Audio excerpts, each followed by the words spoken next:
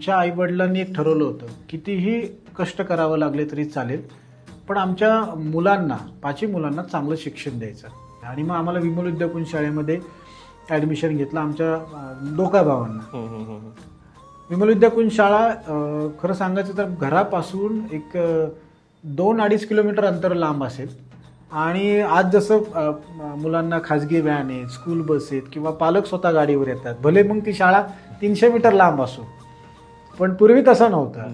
आपण आपलं आवरायचं, घरचे डबा दिला की आपण आपल्या शाळेत चालत जायचं आणि ती एक वेगळी मजा होती. गप्पा गोष्टी होत्या आणि एक आजूबाजूचं वातावरण बघायला मिळायचं, निसर्ग बघायला मिळायचं.